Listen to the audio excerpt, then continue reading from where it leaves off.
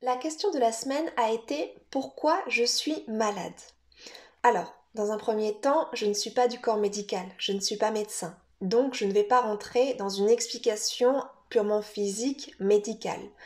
Dans un moment comme celui-ci, je vous invite plutôt à vous en référer à votre médecin traitant, votre neurologue, la personne qui vous suit.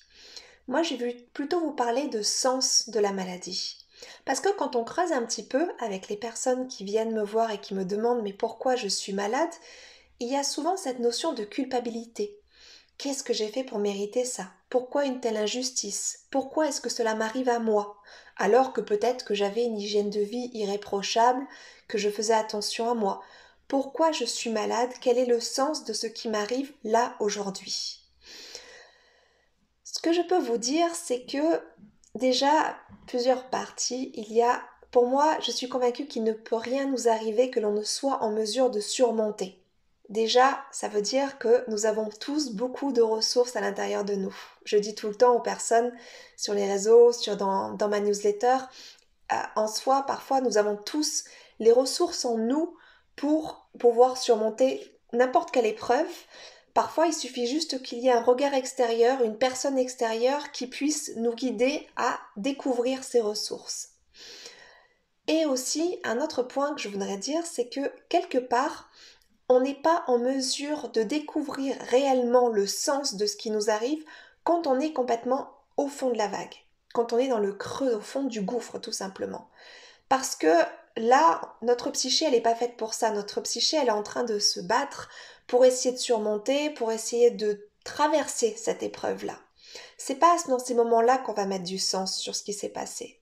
Par contre, au fur et à mesure, si on regarde ça, par exemple, comme une vague où j'étais comme ça, et puis d'un seul coup, boum, j'ai plongé, c'est pas quand je suis là-dessous que je vais trouver l'information. Là, en général, c'est là où le mental se met à fond à tourner avec des questions persistantes, des idées, beaucoup de ruminations incessantes. Mais le mental tout seul, lui, ne résout rien.